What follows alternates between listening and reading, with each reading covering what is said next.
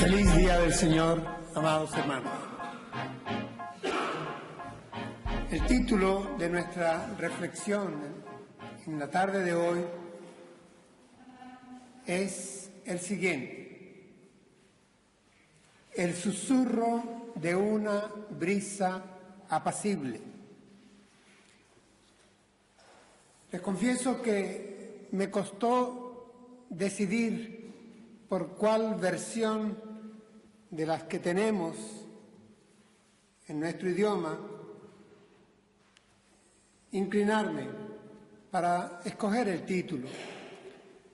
Corresponde o es tomado, extraído de un pasaje descriptivo que encontramos en el primer libro de Reyes, Primera de Reyes, capítulo 19, versículos del 9 al 13. Corresponde este relato a la continuidad de uno que ya tocamos hace varios domingos, y es la situación en que se encontraba el profeta Elías al final de sus días. Voy a leer para ustedes, en versión de la Biblia de las Américas, el pasaje en cuestión. Dice así la palabra de Dios. Allí Elías entró en una cueva y pasó en ella la noche. Y he aquí vino a él la palabra del Señor. Y el Señor le dijo: ¿qué haces aquí, Elías? Y él respondió: he tenido mucho celo por el Señor, el Dios de los ejércitos, porque los hijos de Israel han abandonado tu pacto, han derribado tus altares y han matado a espada a tus profetas. He quedado yo solo y buscan mi vida para quitármela. Entonces él dijo: sal y ponte en el monte delante del Señor. Y he aquí que el Señor pasaba, y un grande y poderoso viento destrozaba los montes y quebraba las peñas delante del Señor. Pero el Señor no estaba en el viento. Después del viento, un terremoto, pero el Señor no estaba en el terremoto. Después del terremoto, un fuego, pero el Señor no estaba en el fuego. Y después del fuego, el susurro de una brisa apacible. Y sucedió que cuando Elías lo oyó, se cubrió el rostro con su manto y salió y se puso a la entrada de la cueva. Y he aquí, una voz vino a él y le dijo: ¿qué haces aquí, Elías? Hasta ahí la lectura, palabra de Dios. Hermanos, recuerden, nos estamos refiriendo a algo que le aconteció al profeta Elías. En las Sagradas Escrituras, Antiguo Testamento, acontece algo interesante, y es que no hay ningún libro de profecía que lleve su nombre. Sin embargo, Elías es representante de los profetas para las Sagradas Escrituras, para la palabra revelada. Elías ejerció su ministerio en la región de Samaria. Ya se habían dividido en dos grandes reinos las tribus de Israel. Las del norte, las 10 del norte, tomaron ese territorio y se llamaba el reino de Israel. Dos de las tribus en el sur se llamaron el reino de Judá. Elías ejerció su ministerio profético en Samaria, en las tribus del norte. Y ahí le encontramos con momentos altos que nos lo ponen distante prácticamente, como un gran hombre de Dios, capaz de servir a Dios y dispensar situaciones espectaculares de milagro Y también lo encontramos en situaciones tumbado, decaído. Son pues altibajos los que caracterizan el ministerio y la vida de Elías. Pero hermanos, esto no acontece y no es solamente característica de Elías. Conocemos la palabra de Dios, conocemos las Escrituras y sabemos que tanto en Antiguo como en Nuevo Testamento todos, y repito, todos los hombres de Dios, sin excepción, tuvieron vida caracterizada por momentos buenos, altos y momentos caídos, momentos bajos. Es que se cumple aquello que dice la Escritura, que moramos en casas de arcilla. El Señor sabe que estamos hechos de tierra, de polvo. Somos como tiendas de campaña, somos frágiles, estamos hechos de barro y el barro se quiebra. Y los hombres de Dios, citamos a cualquiera de ellos en el Antiguo Testamento, les veremos en ciertas oportunidades, como a Elías en el desierto, lo vimos ya debajo de un pequeño arbusto, deprimido, cansado, pidiéndole incluso a Dios que se lo llevara, diciendo: yo no soy mejor que mis padres, ya no puedo más. Este hombre fue socorrido por Dios, por el Padre amante, en su momento de debilidad, de frustración, de decaimiento, de enfermedad, y fue dispensado por la gracia de Dios, por el Padre Celestial, nuestro Padre Celestial. ¿Recuerdan qué le proporcionó? Atención para su cuerpo, para su cansancio, para su mente. Duerme, levántate luego, come, bebe, vuelve a dormir, levántate de nuevo, vuelve a comer, vuelve a beber. Hay camino por delante, Elías. Ahí vino ya la atención cariñosa, amante y tierna de nuestro Padre Celestial. Hermanos, con nosotros ha acontecido ya antes así. Y tal vez estemos pasando por momentos como el de Elías. O vendrán otros en días futuros. Estamos hechos de arcilla. Y cuando nuestras mentes y nuestros cuerpos se encuentran estropeados, están cansados, enfermos, están rotos, de alguna manera nuestra situación no es buena, pues eso repercute sobre nuestra alma, sobre nuestro espíritu, y nos encontramos naturalmente decaídos, deprimidos, tristes, sin fuerzas.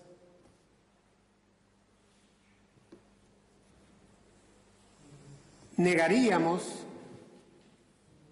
la evidencia de la palabra y negaríamos la historia de la Iglesia y la historia del pueblo de Dios y la historia de esta Iglesia y mi historia y tu historia si no reconociéramos que en nosotros esto acontece también.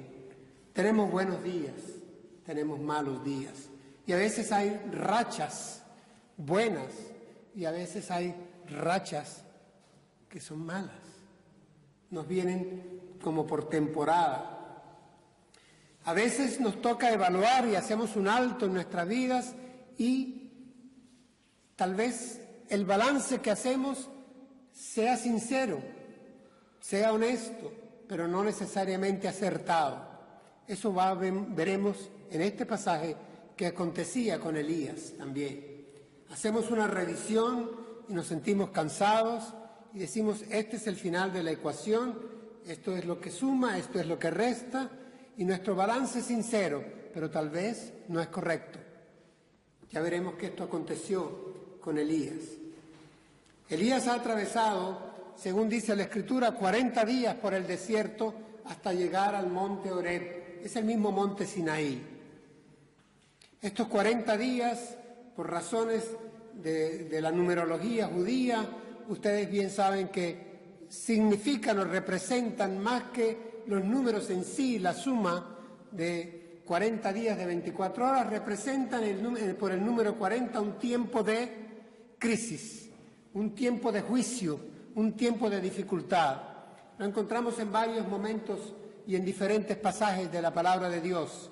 Los 40 días son tiempo de juicio, son los 40 días del diluvio, son los 40 días en el desierto que pasó el Señor para luego ser tentado por Satanás, son los 40 años de el pueblo de Israel dando vueltas trashumante en el desierto. Es decir, ese número nos advierte que Elías está pasando por tiempo difícil, especialmente tiempo difícil. La palabra crisis en griego significa juicio. Juicio. Ningún juicio es agradable, pero a veces son necesarios. Y a veces las crisis también son necesarias. Así que veremos aquí a un hombre de Dios en tiempo de crisis. Una vez más, yo no me cansaré de tocar este tema porque, insisto, forma parte de nuestra realidad. Hombres y mujeres de Dios que pasamos por tiempos difíciles, así como pasamos por tiempos de bonanza. Finalmente, también tocaremos en este pasaje cómo cuando los hijos de Dios están quebrantados, están pasando tiempos de crisis, tiempos difíciles, Dios se les muestra. Hay una teofanía para tiempos de crisis. Cuando Dios se muestra con su amor, con su ternura, en su estilo, como le es propio a Él, en su característica, probablemente diferente a lo que nosotros consideraríamos, habrá de ser el acercamiento de Dios en nuestra situación de crisis. Probablemente diferente a lo que nosotros podamos pensar. A veces, hermanos, tan necesario es para un hijo de Dios el médico como el ministro.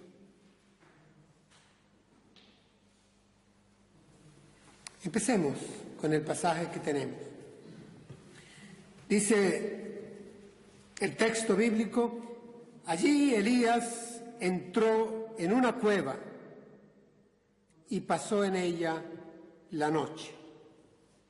Hermanos, me distancio de quienes han predicado esto y lo han hecho público, considerando que fue un error y ya desde ahí cuestionan a Elías. Yo creo que lo natural, y aquí sigo el consejo de los reformadores en la hermenéutica, lo natural después de tiempo de camino, de tiempo de crisis, de cansancio, es buscar descanso y refugio. Y en el desierto, donde las temperaturas cambian tanto de la noche al día, del día a la noche, pues lo natural es lo que está describiendo aquí el relato.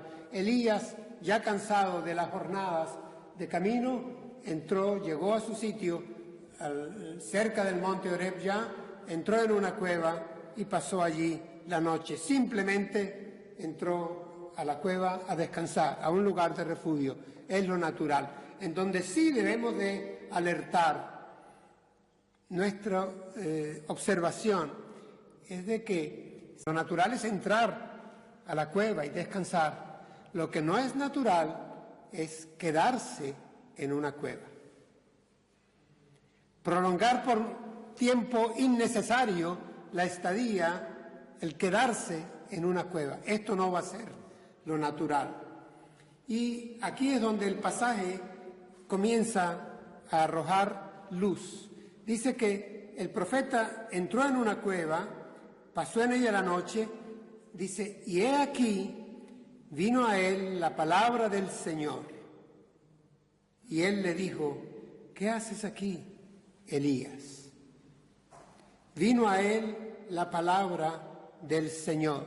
Hermanos, yo quisiera tomar esta expresión en su sentido correcto, porque se ha hecho común en el medio evangélico, en nuestro medio, que predicadores, conferencistas, evangelistas utilicen la expresión traigo palabra del Señor, traigo palabra de Jehová, traigo palabra a veces, simplemente como si no fuera necesario identificarla. Y ya con esto se revisten de autoridad y traen palabra. He aquí traigo palabra para ti.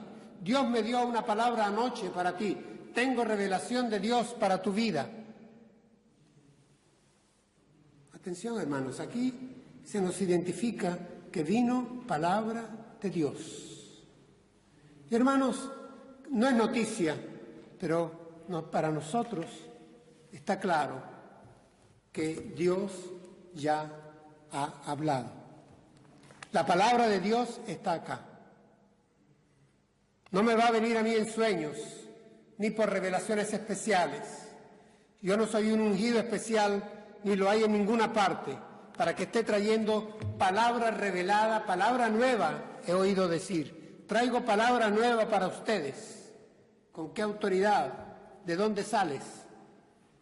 La Escritura nos dice que a Elías, en esta situación, le viene de parte del Señor palabra de Dios, palabra del Señor, palabra de Jehová, vino a Elías.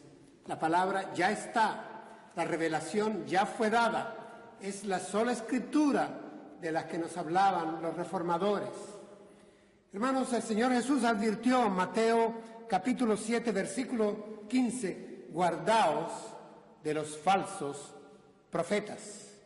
Y ahí la palabra profeta no se está refiriendo justo al estilo del varón profeta del Antiguo Testamento, es guardaos de los falsos que dicen llevar mensaje de parte de Dios. Así viene la palabra profeta y profecía en el Nuevo Testamento, es dar mensajes de parte de Dios, traer palabra de Dios. El Señor Jesús advierte, cuidaos de los falsos profetas. Esto también lo advierte el apóstol Pablo, el apóstol Pedro en su segunda carta, capítulo 2. Hablan de falsos apóstoles, hablan de falsos maestros, dice que se han infiltrado en la iglesia, dice el apóstol Pedro, que se han infiltrado en la iglesia, falsos maestros, falsos profetas, falsos apóstoles. Es decir, dicen traer palabra de Dios y no vienen de Dios. No es palabra de Dios, la palabra de Dios ya está revelada. Lo que nos toca, hermanos, es servirla, presentarla. Eso es todo. Es lo que debemos hacer. Ella es la que fue revelada, inspirada por el Espíritu Santo de Dios, y por eso es palabra santa de Dios. El Espíritu Santo escudriñó lo que había en el corazón de Dios y lo dio una sola vez a los santos, y llega a nosotros. No hay nada que añadirle, no hay nada que quitarle. Tenemos es que pedir al Espíritu Santo de Dios que nos ilumine para entenderla y servirla. Eso es todo. Hermanos, aquí dice en el texto que leemos que vino a él palabra del Señor, palabra de Dios, que le dice a Elías, ¿qué haces aquí, Elías? ¿Qué haces aquí, Elías? Dios nos visita, hermanos, aunque estemos en crisis, aunque estemos decaídos, desanimados, cansados, alejados del lugar donde debemos estar, o cerca quizá sin saberlo, pero Él nos visita en nuestro lugar. La expresión no es ¿qué haces allí, Elías? ¿Qué haces allá, Elías? Es ¿qué haces aquí? Donde te estoy visitando. ¿Qué haces aquí? Cercano. Nuestro Dios nos visita en la soledad en que nos encontramos, en el desierto, en nuestra cueva, y llega a nosotros, al aquí. Esa expresión que se ha hecho tan popular en la teología en los últimos 25 años, aquí y ahora. Sí, es que es así como Dios nos visita aquí y ahora en nuestras circunstancias, en nuestra cueva, en nuestra derrota, en nuestra situación sombría y triste. No importa, allí Él llega, y algo precioso que encontraremos siempre en la palabra de Dios, y aquí lo encontramos, nos llama por nuestro nombre. ¿Qué haces aquí, Elías? Utilizará tu nombre y el mío cuando estemos ya recostados en la cama, cuando estemos sentados orando al Señor o de rodillas orando al Señor, cuando estemos tristes, cansados, apagados, no importa, Él nos visitará. Él vendrá a ti, Él ha venido a mí, ha venido a ti, Él volverá a hacerlo.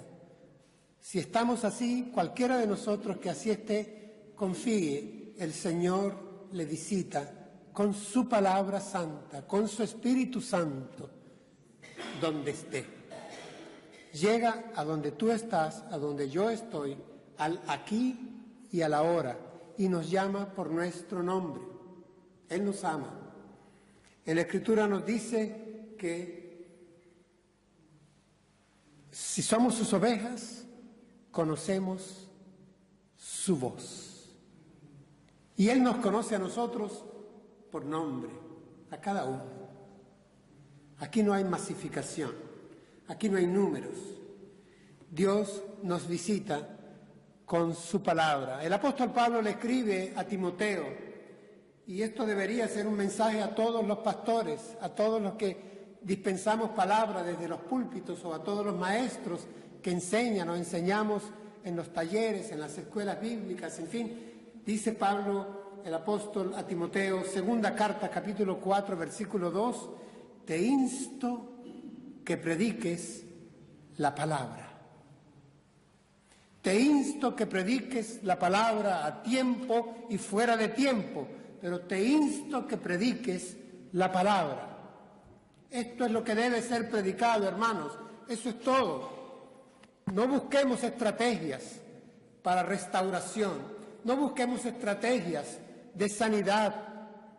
En tantos pasos yo tomé un curso para dispensar sanidad emocional, espiritual a los hermanos. Eso lo están dando hoy en día. No, hermanos, que el Espíritu Santo con su palabra santa visite a mi hermano o me visite a mí en mi situación de crisis. Esto es lo que necesitamos. Cuando dispensamos la palabra, el Espíritu Santo lo está haciendo. Cuando oramos, la oración del justo puede mucho. Oración, palabra de Dios, es lo que tenemos que dar, a tiempo y fuera de tiempo. ¿Cuándo es a tiempo? ¿Cuándo es fuera de tiempo? Nosotros no sabemos cuándo es el tiempo justo. Dispensémosla siempre, la palabra de Dios. Por eso, tampoco me cansaré de repetirlo. Aquello que el apóstol suplica, que la palabra abunde en vosotros. Que la palabra de Dios abunde en vuestras iglesias, que la palabra de Dios abunde en vuestros hogares, que la palabra de Dios abunde en vuestros corazones, en vuestras mentes. Esta es la recomendación. Y para Elías, en su situación, era igual, que lo visitara la palabra del Señor, que lo visitara la palabra del Señor. Y eso es lo que aquí acontece en nuestra primera reflexión. La segunda es la reacción del hombre de Dios caído. ¿Cuál es la reacción? Es una reacción bonita. Miren lo que dice la Escritura. Dice, Elías respondió, he tenido mucho celo por el Señor, Dios de los ejércitos, porque los hijos de Israel han abandonado tu pacto, han derribado tus altares y han matado a espada a tus profetas. He quedado yo solo y buscan mi vida para quitármela.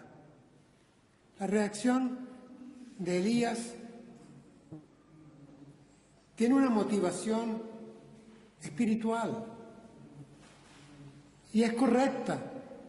Algunas versiones dicen mi amor por el Señor, mi celo, dice esta versión. Es decir, la motivación del profeta es que él ama a su Señor, él ama a su Dios, el Dios de Sabaoth, el Dios de los ejércitos, él ama a su Dios. Y esto lo consume, es decir, su motivación es justa, pero su evaluación es equivocada. Hay un error en su planteamiento. Según Elías, la causa está perdida. Dice prácticamente, esta es una situación fuera de control. Los hijos de Israel abandonaron tu pacto, es decir, el pueblo, tu iglesia, se apartó por completo, abandonó el pacto. Han derribado tus altares, han matado a espada a tus profetas y he quedado solo yo. Y a mí ya me buscan para matarme. Es decir, su presentación, su ecuación da un resultado negativo. Es una evaluación en donde pareciera que la situación está fuera de control, la situación está perdida.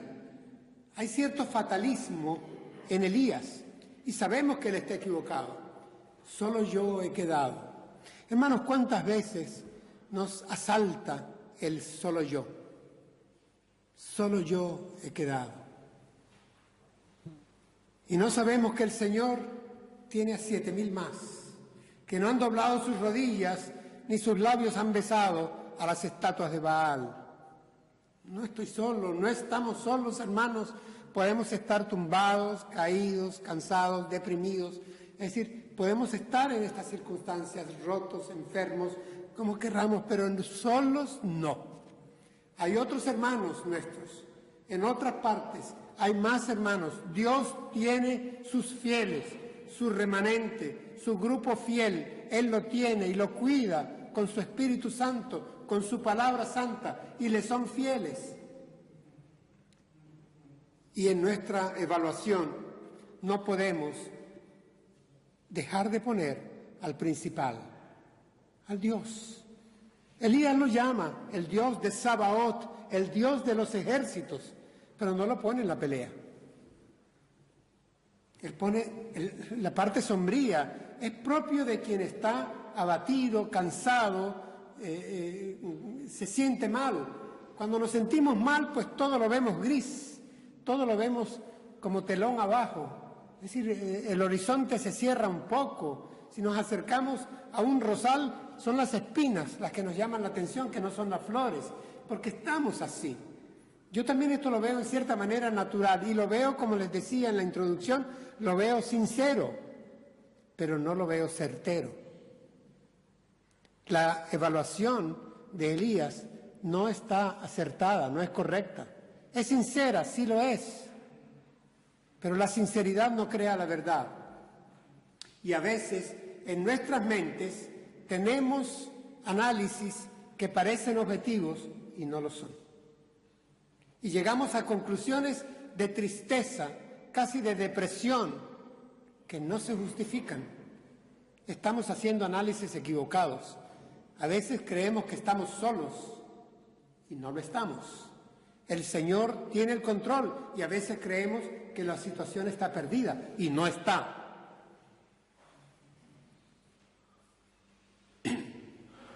Hay cierto como aislamiento en esta cueva que no es favorable, no es bueno para el hombre de Dios.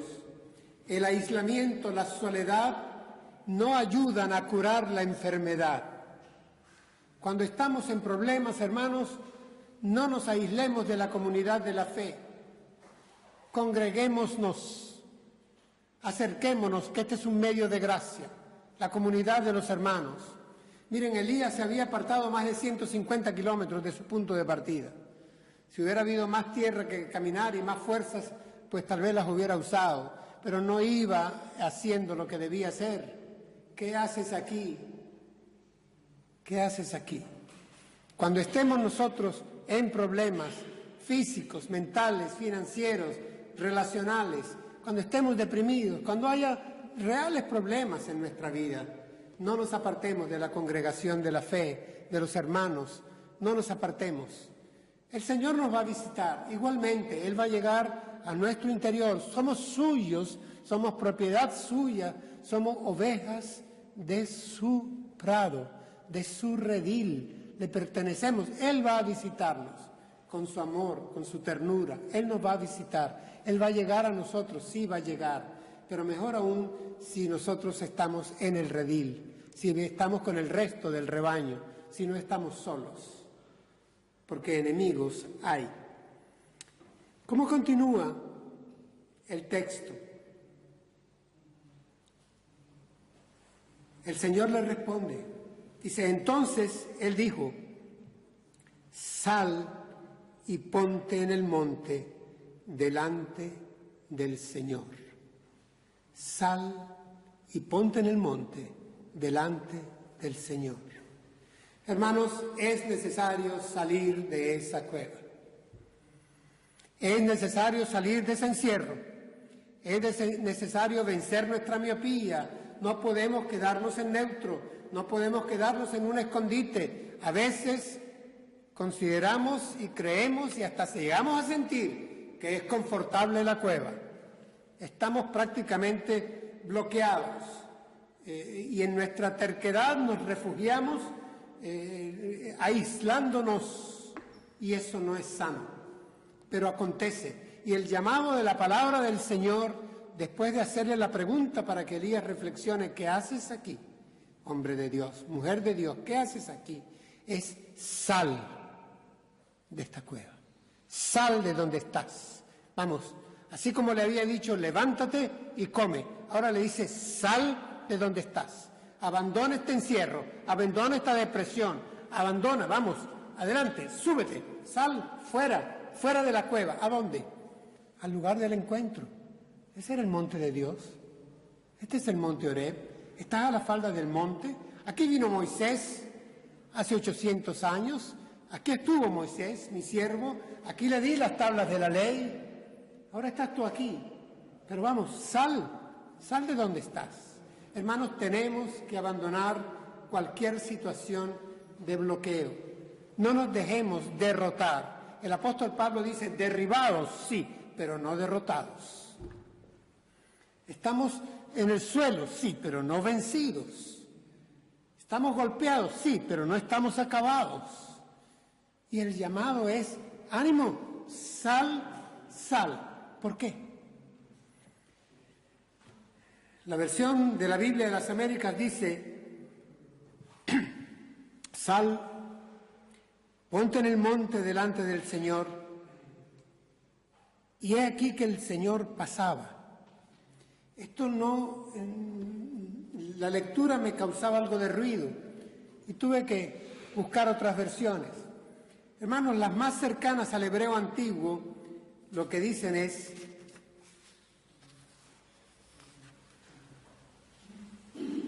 sal y va a pasar Yahvé. Sal de la cueva y va a pasar Yahvé. Sal y va a pasar el Señor. Te vas a encontrar con Él. Es la promesa. Ha venido a ti, ha venido a mí. Hagamos ese pequeño esfuerzo para encontrarnos con Él. Él va a pasar, Él se va a presentar, Él va a pasar. Presentémonos. El relato que sigue es impresionante. No podía ser menos impresionante. Miren cómo continúa. Dice, Elías está dentro de la cueva y dice, y he aquí un grande y poderoso viento destrozaba los montes, quebraba las peñas delante del Señor. Pero, atención, el Señor no estaba en el viento. Después del viento, un terremoto, pero el Señor no estaba en el terremoto.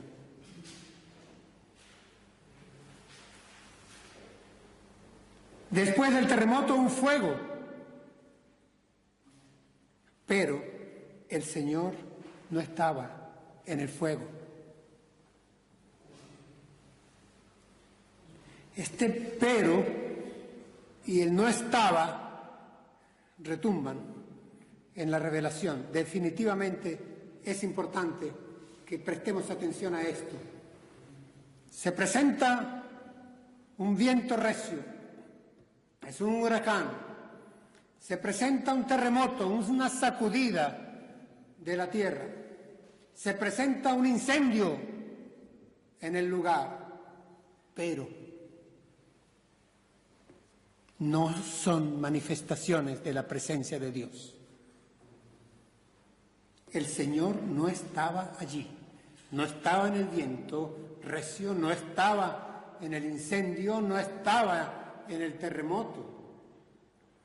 ¿Y qué esperamos para alguien que ha salido de terapia intensiva, de una sala de cuidados intensivos? Alguien que está en recuperación como Elías, que se enfrente con el fuego de un incendio, que se enfrente con un terremoto, que se enfrente con un viento recio. ¿Qué tal lo que Dios escoge? Dice que después del fuego, el susurro de una brisa apacible.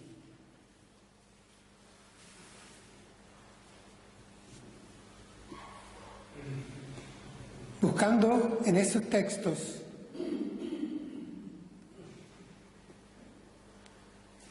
hay dos versiones que dicen en nuestro español lo siguiente: después del fuego, un corto sonido de silencio, dice una de ellas.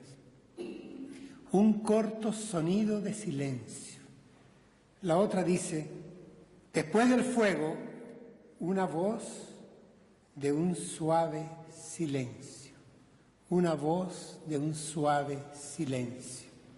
Las dos llevan la palabra silencio y por eso como que están más en la poesía hebrea. ¿Cómo se puede oír el silencio? Hermanos, este es un silencio audible. Cuando hay tanto ruido, el silencio como que se oye. En los años 60 o 70 hubo una canción norteamericana que se llamaba The Sound of Silence, el sonido del silencio. A veces el sonido puede ser suave, muy suave, y cautiva la atención del alma, sobre todo del alma que sufre, del alma que está triste, del que está caído.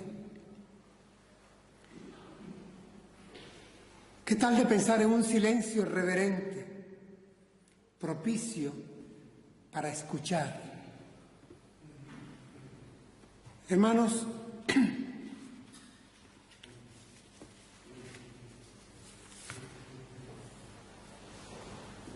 yo creo que aquí hay una enseñanza en negativo que debemos de tomar. El Señor no estaba en el viento que rugía, no estaba en el terremoto, en la sacudida de la tierra, y no estaba en el incendio que devoraba las cosas, no estaba allí. En muchas oportunidades nosotros buscamos la manifestación del Espíritu Santo de Dios en expresiones espectaculares, terribles, asombrosas, aparatosas, impresionantes, dramáticas, episódicas. Es decir, estamos buscando qué bueno estuvo ese culto. Ahí todo el mundo lloró, hay uno que bailó, otro se cayó para atrás, hay uno que se desmayó. Hubo de todo en este culto. Ahí estaba el Espíritu de Dios. Y los quebrantados de corazón, ¿dónde estaban? Necesitaban oír palabra de Dios. Necesitaban ese momento de silencio reverente para que la voz apacible de Dios les tocara con su amor y su ternura. Y lo que me estás contando es que hubo incendio, que hubo viento recio, que hubo terremoto. ¿Seguro que lo hubo o fue lo sensorial, lo que tuviste? ¿Fueron los decibeles que subieron, las luces que encandilaron y parpadearon, los bancos que se movieron, los hermanos que bailaron? ¿Qué fue lo que viste en el culto? ¿O era la palabra de Dios la que tocaba en silencio al corazón de cada uno y dentro movía, traspasaba el alma como espada de dos filos? ¿Qué es lo que queremos en nuestro culto, hermanos? ¿Qué esperamos para sentir la presencia de Dios? Que se quiebren las piedras, que se incendie lo poco que hay, que haya un terremoto que sacuda.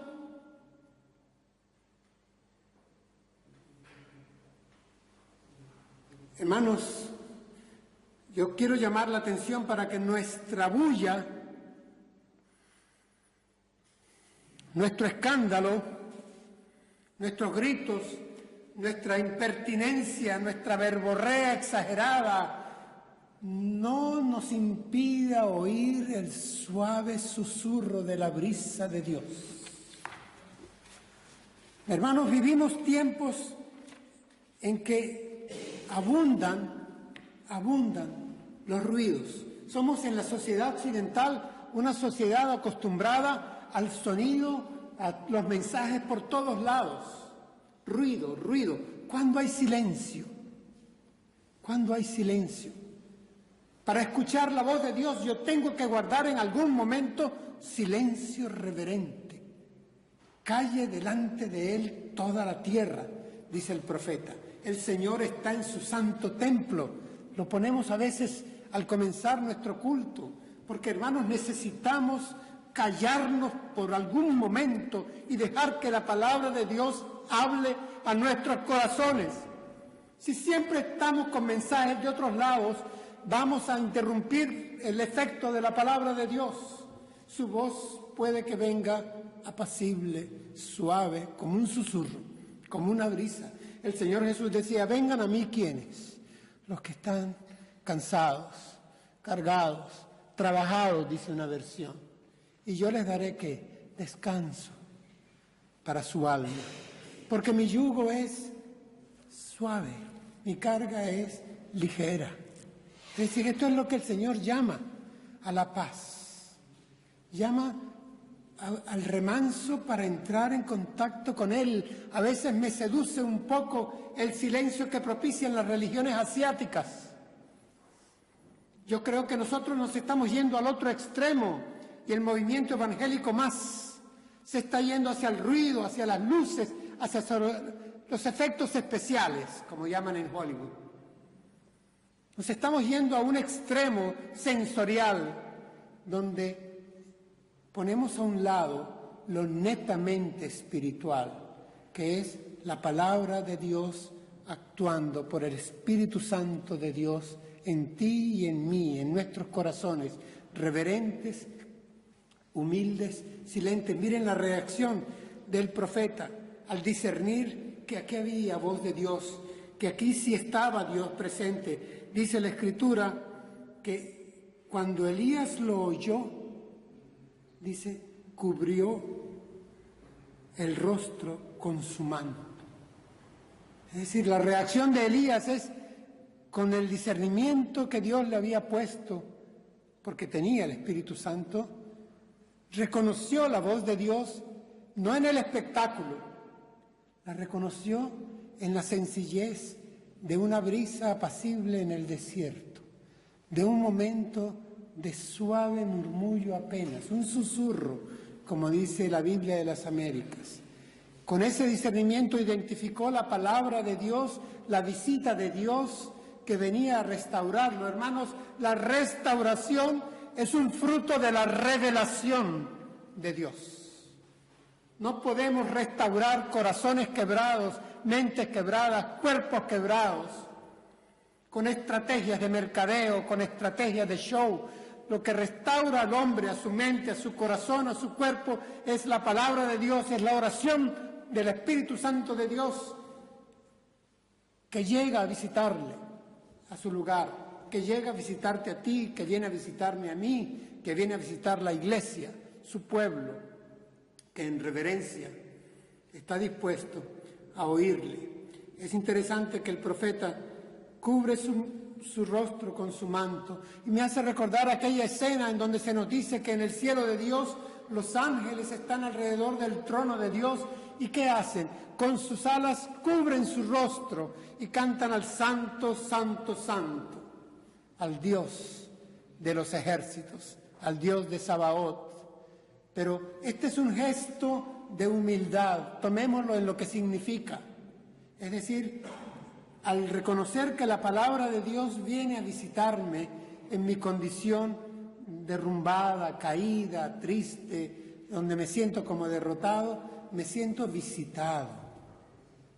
En esa voz apacible, en ese susurro de la brisa, es como Dios llega, es su caricia para su hijo, es su caricia para su hija que está en problemas, es su caricia para ti, es su caricia para mí, es una brisa suave en el desierto, no es un regaño, no es una amenaza, no es una siembra del terror. Cuidado que te viene la gran tribulación, se abre el cielo de Dios esta noche y te vas con quién. Es decir, no, un momento, no. Ya Él me eligió, ya Él me ha trabajado en mi vida, soy nuevo hombre, me ha santificado con su Espíritu, me ha apartado, quiere decir la expresión santificado, me ha sellado como propiedad de Dios, trabaja conmigo, estoy en la comunidad de la fe, me siento triste, he fallado, mis relaciones no están bien, mi cuerpo está fallando, me siento deteriorado, es decir, no me siento bien. Y el Padre amante, ¿qué hace? Ser fiel a su amor. El Señor no nos dejará llegar hasta donde su gracia no pueda sostenernos, cubrirnos y visitarnos. Hasta esa cueva lejana, hasta ese desierto allá en el sur de esa geografía, ahí llegó a visitarlo. Al Hijo de Dios lo visitó su Dios y su palabra santa.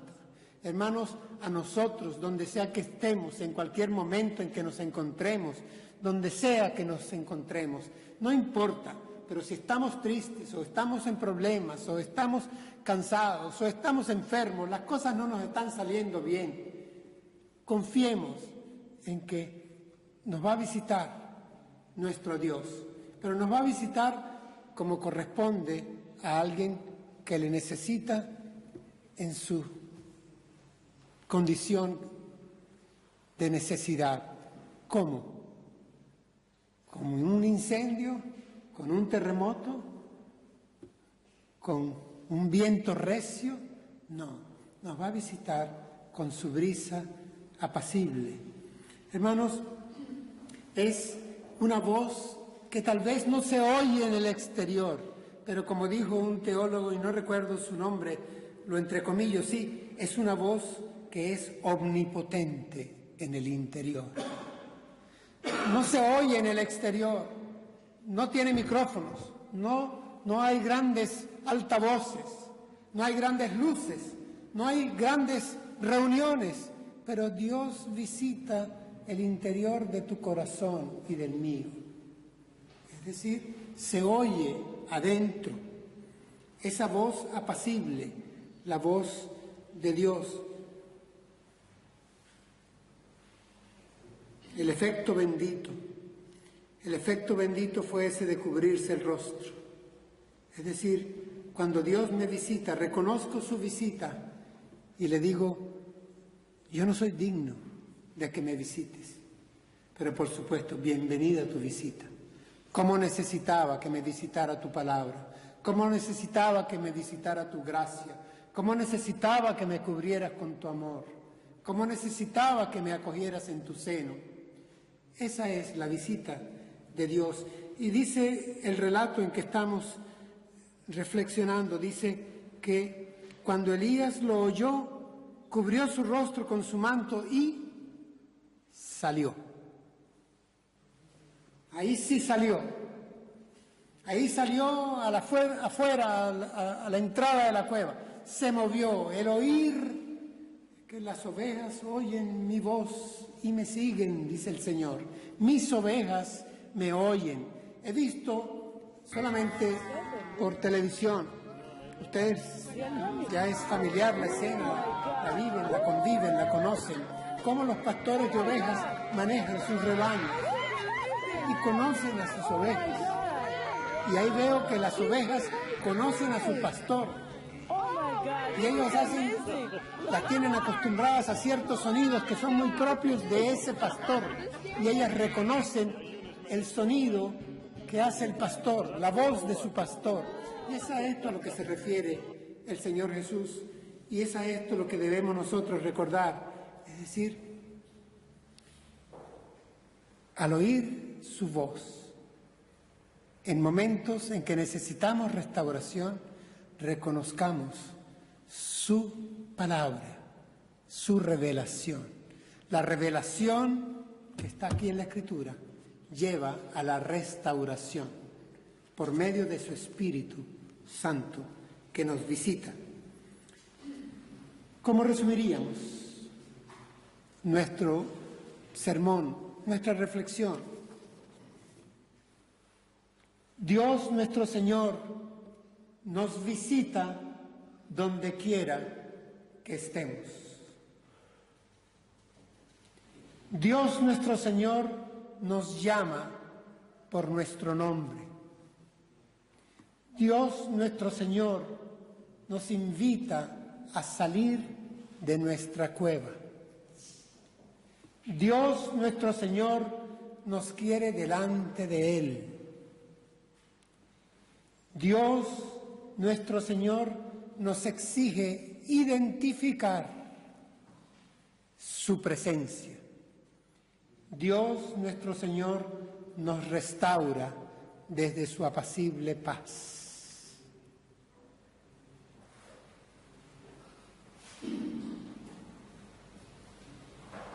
Hemos cantado un himno, un clásico, que dice: cuando estés cansado y abatido. Dice: si te sientes débil, confundido, dice, dilo a Cristo, cuéntalo a Cristo. Él es tu amigo más fiel.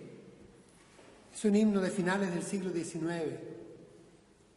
Sí, hermanos, no estamos solos. El Señor que nos ama está con nosotros. Y hay otros más, además de nosotros. Dejemos que su palabra nos visite. Reconozcamos su palabra en medio de las palabras.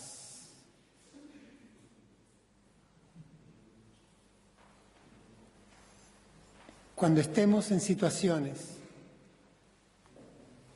de crisis, su palabra vendrá con amor, con ternura, con fidelidad, a restaurarnos.